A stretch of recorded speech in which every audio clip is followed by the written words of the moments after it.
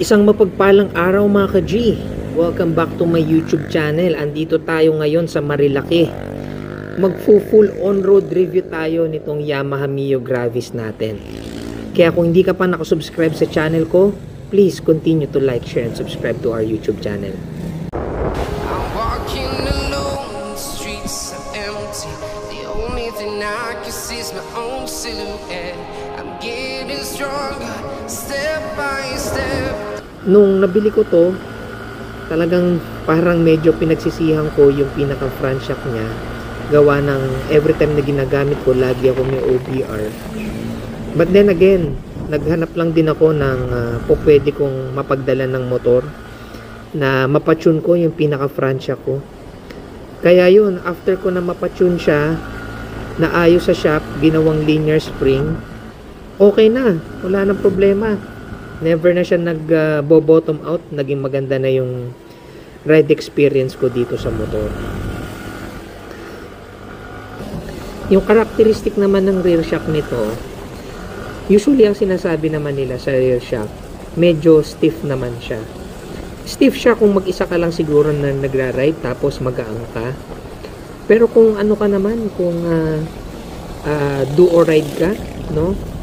O kaya may kabigatan ka, palagi ko hindi mo masasabing ano to, hindi mo masasabing stiff. Palagi ko masasabi mo maganda yung laro ng shocks niya. Pangatlo, busina. Ubod sa hina ng busina nito. Kaya kailangan talaga pagkabili mo nito, isa yan sa mga uunahin mo, napapalitan ka agad yung busina nito. Buti na lang mura lang din yung busina, no. Nakabili ako ng Bosch Piccolo horn. Parang nasa 200 pesos lang ata yun nung nabili ko ng sale.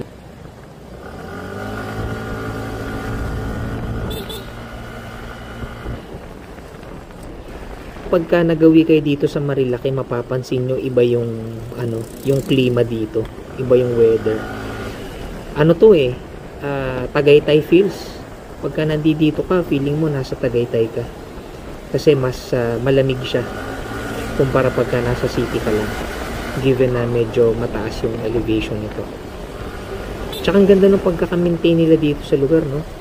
Dito sa nature park na to. Dito sa area na to. Ingat nga lang din kayo dito, no? Lalo na sa overtaking kasi medyo makipot yung kalsada. Yung ilaw nito ni Yamaha, Mio Gravis, naka LED light na to Pero kasi pagka bright white light, ang problema hindi siya all weather Compared na yung mga dilaw na ilaw. Yung mga dilaw na ilaw talaga, yan, all weather yan.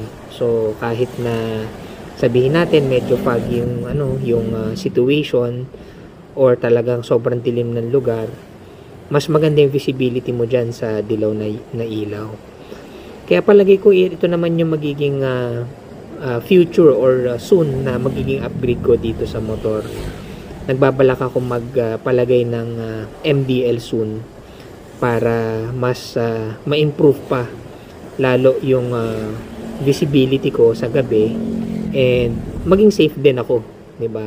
Syempre safety kailangan lagi number 1 priority natin 'yan. Yung gulong nito, yung stock tires niya, comparable to other stock tires na budget friendly. Naka IRC tires to Ang kagandahan sa IRC tires na to, malapad siya and matangkad din yung gulong, no? Yung pinaka sidewall niya matangkad. Kaya kahit na sabihin natin na size 12 lang to, 12 inch lang yung mags. Pero dahil sa tangkad tsaka sa lapad niya nung pinakagulong, parang feeling mo nakakabit na rin sa'yo is size 13 na rin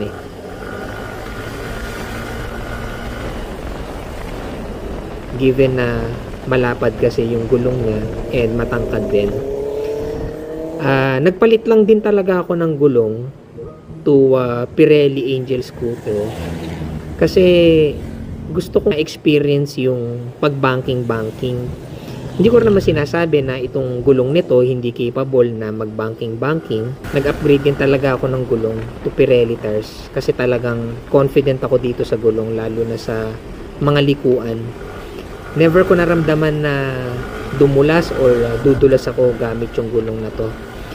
Siguro one time lang na nung masyadong maputik talaga, nilusong ko sa putikan. Tapos nung nag-on-road na ako, tapos napadaan ako dun sa may stripe sa kalsada, dahil nga may mga putik-putik pa yung gulong ko, medyo ramdam ko parang medyo may konting dulas siya nung time na yun.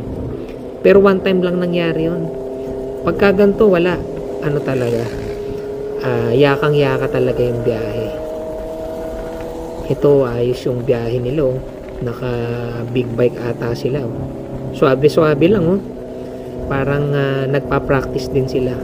Or kung hindi man nagpa-practice, baka kinukurot-kurot ni OBR to, kaya hindi masyadong nagmamabilis sa sa likuan. Mapapansin nyo pagka straight talagang lumalayo ka agad, pero pagdating sa likuan medyo nagbabagal-bagal sila. Wishlist ko naman para sa motor na to, sana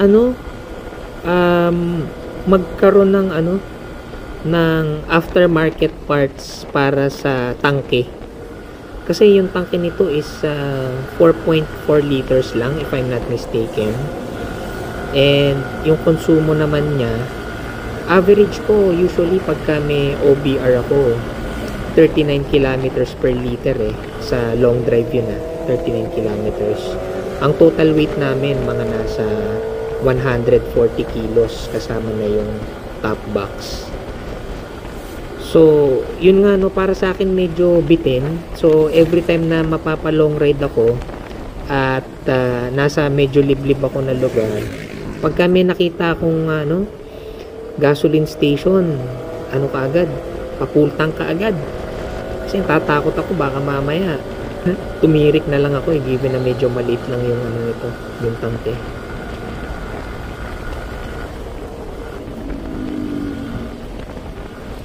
Ayan, lumalapit na yung big bike, nagbabagal na, baka nasobrahan na ng kurot.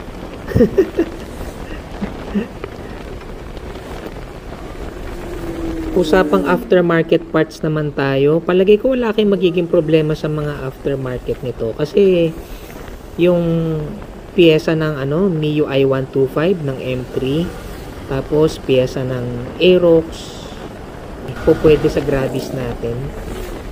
Tsaka marami ring users sa Facebook na pagka nagtanong ka, masasagot din naman yung mga questions mo, ng may mga real life experience dito sa motor natin pagdating sa mga aftermarket parts. Siguro lang yung mga accessories medyo limited dito. Unlike pagka, let's say, pagkukumpara mo siya sa Click. Yung Click kasi talagang lahat ng parte ng motor may mabibili kang aftermarket ng mga accessories Si Gravis, meron kang mabibili pero hindi ganun kadami. Yun lang siguro yung yung medyo talagang lamang si Honda Click pagdating sa parte na yun. Sa mga natin, mga modification na po pwedeng gawin. Like, let's say for example, gusto nyo mag dual shocks, di ba? May mga modification sa Click nun. Pero sa Gravis, never heard ko pa na mayroong ganong klaseng modification. Another item to improve on for me, opinion ko lang to, yung side mirror ni Yamaha Mio Gravis, maganda siya. Pero kung mapapansin nyo, medyo patulis yung dulo nung side mirror niya. So dahil medyo patulis siya, so parang halos konti na lang yung visibility mo doon sa side mirror. So palagay ko isa rin to sa mga i-upgrade ko. Hindi pa lang din ako makatsyempo ng maganda-gandang side mirror na pwede kong dito ilagay. Yung naman niya, yung grab bar naman niya, nagagandahan ako sa grab bar nito kaya hindi na ako nagpatanggal ng grab bar. Nang nagpakabit ako ng bracket, stay grab yung pinakabit ko. Shout out kay J2, no? Sa kanya nang galing yung stay grab ko. Maganda, maraming pumupuri dun sa bracket ko. Tapos yung top box, medyo sinuwerte tayo kasi nabili ko lang ng 2,000 yung alloy ng SEC na usually ang presyo niya is 4,000. Ayun. Dito naman sa padiretso, sa patag na lugar, hindi rin kasi ako attempt pa na mag top speed eh. Kasi syempre tayo, no, nasa public road tayo, so medyo mahirap din yun yung pagka masyado kang matulin.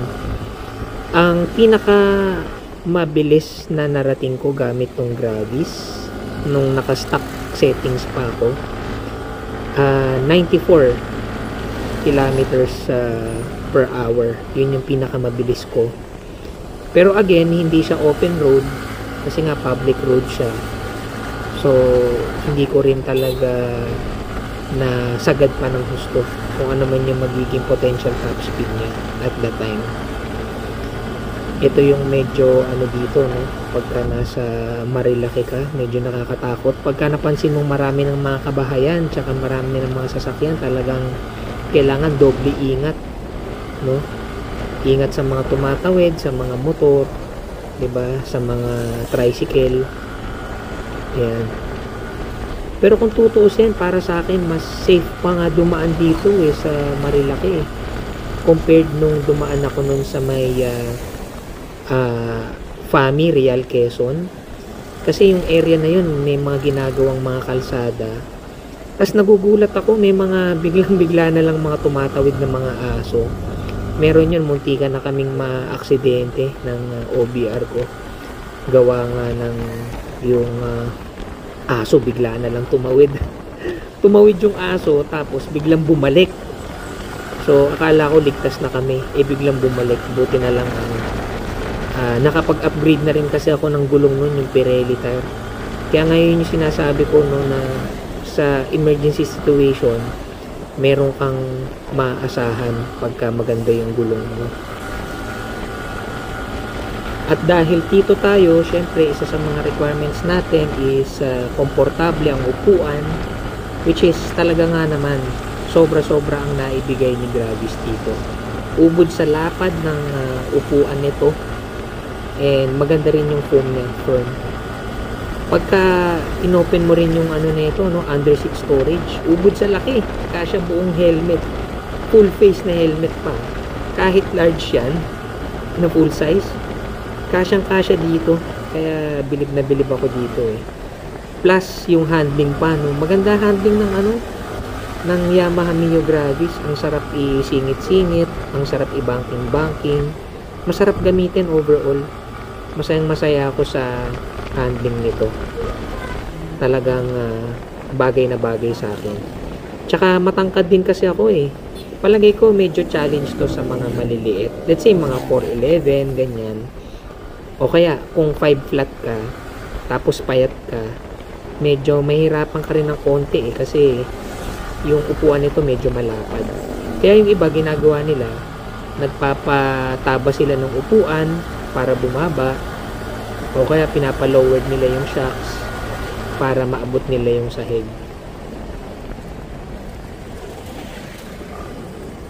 Oh, full stop. Buti na lang talaga makapit yung gulong natin. Ay, salamat. Thank you Lord at nabigyan niyo ako ng ganitong blessing. Ayun, so palagi ko hanggang dito na lang. Maraming salamat muli sa pagsusuporta sa ating YouTube channel. Ito nga po pala muli si Tito Mons. Paalam.